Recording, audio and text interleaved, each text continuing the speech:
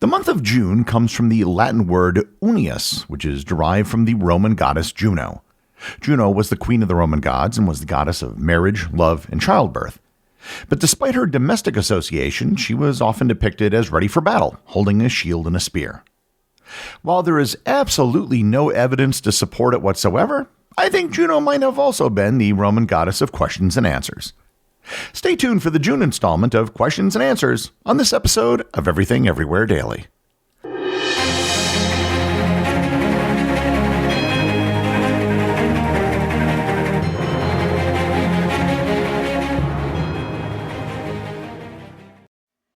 This episode is sponsored by Planet Money. Tariffs, meme coins, Girl Scout cookies, what do they all have in common? Money. Economics is everywhere and everything fueling our lives, even when we least expect it. If you're a fan of Everything Everywhere Daily and are curious to learn something new and exciting about economics every week, I recommend you listen to the Planet Money podcast from NPR. What I like about Planet Money is that I can get an update on the week's financial news in about 30 minutes. Stories like the adoption of stablecoins or the price of eggs. From the job market to the stock market to prices at the supermarket, Planet Money is here to help explain it all. The Planet Money hosts go to great lengths to help explain the economy. They've done things like shot a satellite into space, started a record label, made a comic book, and shorted the entire stock market. All to help you better understand the world around you. Tune into Planet Money every week for entertaining stories and insights about how money shapes our world. Stories that can't be found anywhere else. Listen now to Planet Money from NPR. This episode is sponsored by Mint Mobile. Do you know what doesn't belong in your summer plans? Getting burned by your old wireless bill. While you're planning beach trips, barbecues, and 3-day weekends, your wireless bill should be the last thing holding you back. And that's why I use Mint Mobile. With plans starting at $15 a month, Mint Mobile gives you premium wireless service on the nation's largest 5G network. The coverage and speeds you're used to, but just less money. So while your friends are sweating over data usages and surprise charges, you'll be chilling, literally and financially. With Mint Mobile, you can use your same phone number, and contact list, and even connect to the exact same towers and cellular networks. The only difference is the price. This year, skip breaking a sweat and breaking the bank. Get your summer savings and shop premium wireless plans at mintmobile.com/EED. That's mintmobile.com/EED. Upfront payment of $45 for 3-month 5GB plan required, equivalent to $15 a month. New customer offer for first 3 months only, then full price plan options available. Taxes and fees extra. See Mint Mobile for details. Let's jump right into the first question. Alice Johnson asks, you talk a lot about good emperors and bad emperors. You allude to what you consider a good leader. Could you expound? Keeps people safe, prosperous, oversees justice to a broad segment of his people, unity, the goodwill of the people. Something else? Alice, this is an excellent question. The bad emperors, I think, are very easy to identify. They were often crazy, cruel, and hedonistic. They spent an incredible amount of money on themselves, on palaces and parties, and they delusionally refer to themselves as gods or gladiators. And they often met out barbaric punishments for the most trivial things. Caligula, Nero, Domitian, Commodus, and Elagabalus checked most of those boxes.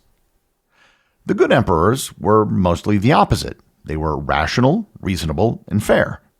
For the most part, they kept the empire at peace, or at least defended it from invasion along the frontiers. And for the most part, they didn't expand the empire very much, as most of that had already been done by the time they came to power.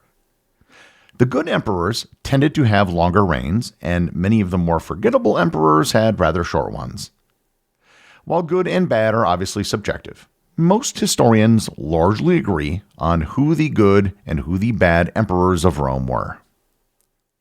Christian Long asks, given your origins in a relatively safe country when it comes to food and water, I'm curious how you have fared throughout your extensive travels with the food and water in those exotic countries. Did you experience food allergies or poisoning in your travels? And what advice would you give travelers visiting countries where the standard food and water could prove a bit dangerous for those who have overly westernized digestive systems? Christian, to be totally honest with you, this is something I never worried about or even gave much thought to during my travels. I've met hundreds of other extreme travelers, and I don't recall the topic even coming up in that community. The only time this would be an issue is if you are drinking unfiltered water directly from the tap, which is something I never did. If you drink bottled water or beer or wine or soda, this really isn't much of a problem. No matter where you travel to, I've read that your gut microbiome will change within 48 hours of arriving somewhere. To be sure, some places will affect you more than others, but I think there's actually some truth to this. Because I traveled so frequently, I believe that my body was more adapted to such changes, and as such, I was rarely affected by food or water issues. The only time that I can think of where I had food poisoning was in Kuala Lumpur after I ate at a Kenny Rogers roaster. I'm not going to say that my experiences will be like everyone else's, but it was never something I gave much thought to or had to. Chip Thomas asks, at the end of each episode, you're always careful to give your production staff credit. You are well known for doing your own writing and research. What's left in production? Editing? Uploading? Well, Chip, the short answer is the show producers are just people who support the show at the highest tier on Patreon. They do not play an active role in the production of the show.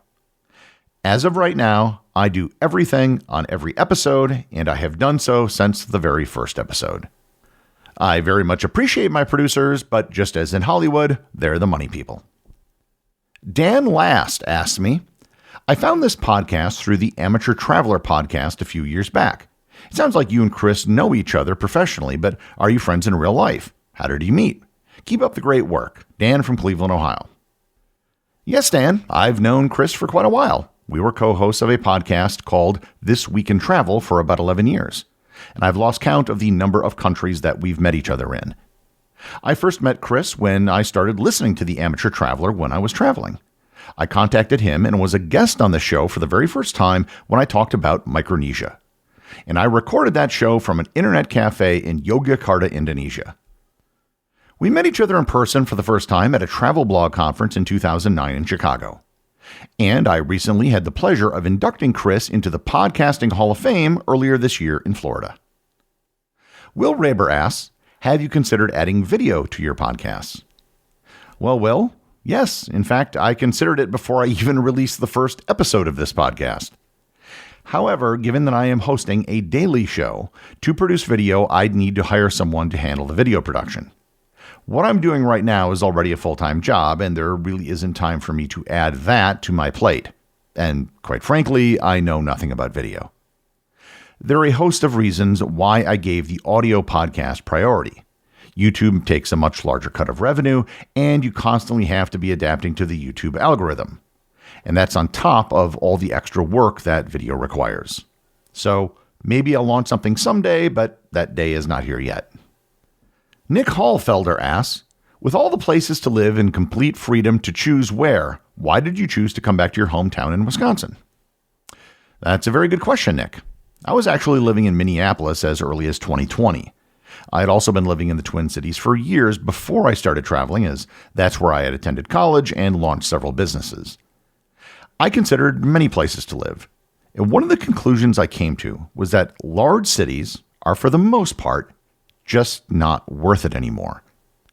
Cities played an important function for thousands of years. There were many trades that were much easier to ply if you were around a lot of people. As the world industrialized, jobs were available in factories, which required a lot of people living in proximity. In some industries, you just had to live in a certain area to take part in it.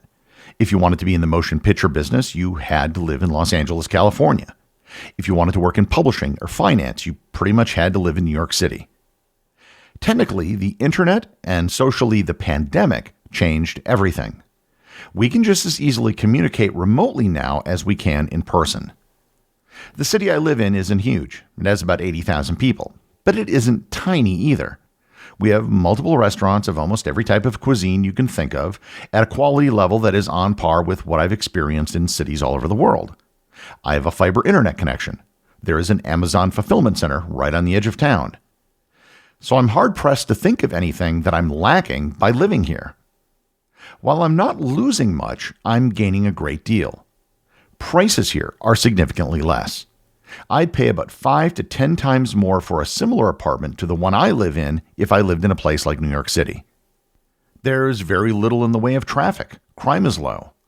Where I live, there is almost no threat of natural disasters. There are no hurricanes or earthquakes. I can't recall there ever being a forest fire.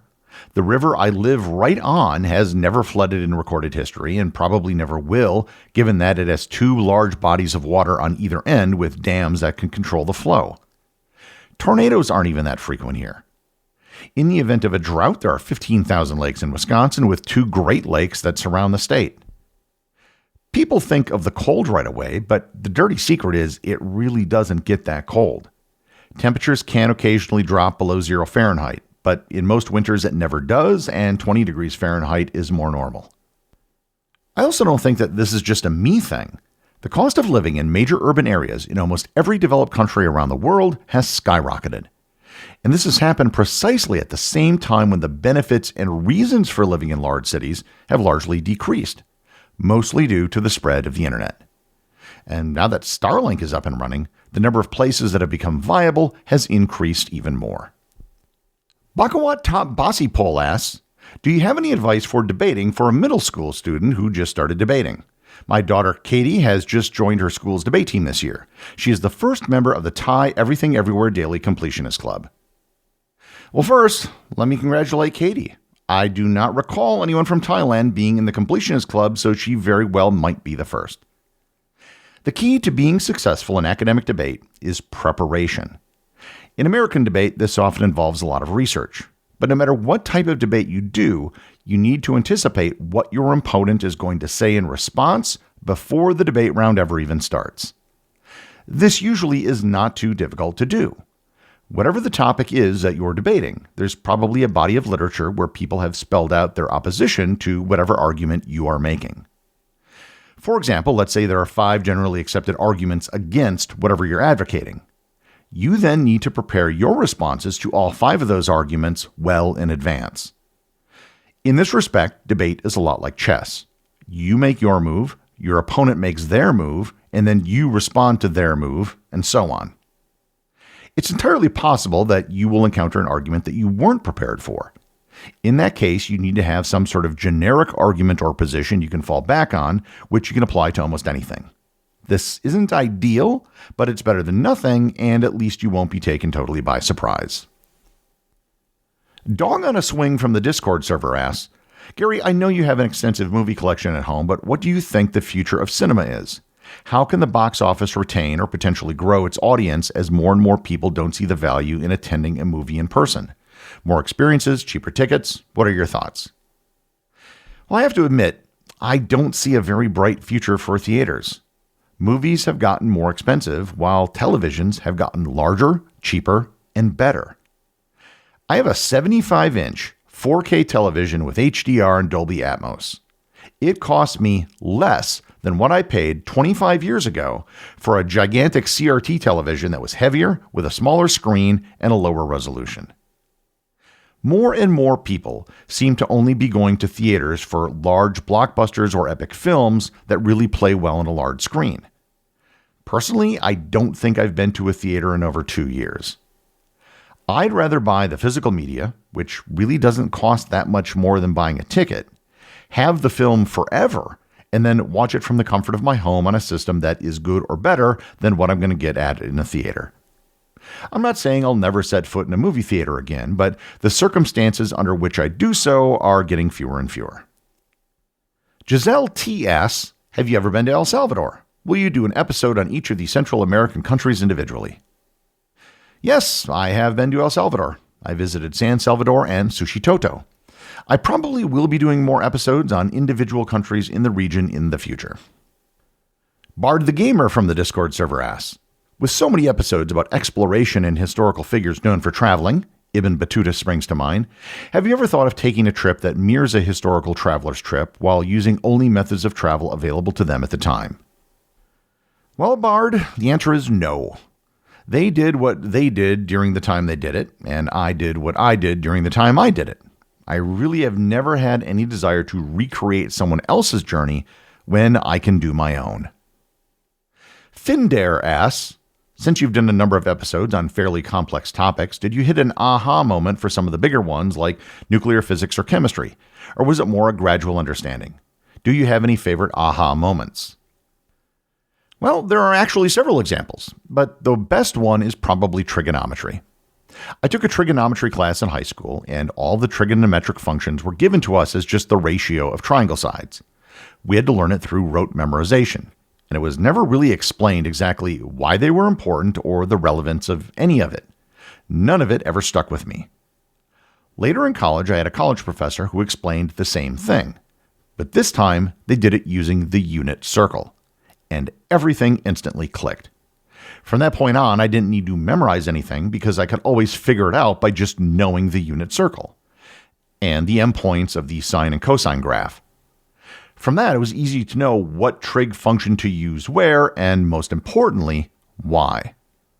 I had a similar moment with ternary diagrams in geology. For most things, you might have to hear it several times and in several different ways before something really sinks in. For kids in school today, YouTube is an amazing resource precisely because if they don't understand something from a teacher, they can probably find a dozen people who all might explain it just a bit differently and find that right person who will make it make sense. And this is also why I don't feel bad about encore episodes. Even if you did listen to the original episode, hearing it again after a year is probably going to make something sink in that didn't at first. The final question this month comes from Geronimo Richardson, who asks, I noticed on Spotify how you can mark episodes as finished without listening to them. Would you be concerned that this may be used to falsely claim membership in the Completionist Club? Well, Geronimo, just to be clear, the Completionist Club is on the honor system. I do not check, and there is no way to check, if someone has actually listened to every episode. I can see no reason why anybody would have an incentive to lie about something like this, and if they did, they're only cheating themselves. And that wraps up this month's question and answer episode. If you'd like to ask a question for next month's show, please join the Facebook group or the Discord server. Links to both of which are in the show notes. And if you ever want to know what the next episode is going to be in advance, I always post it in both of those forums the day before. The executive producer of Everything Everywhere Daily is Charles Daniel. The associate producers are Austin Oetken and Cameron Kieffer.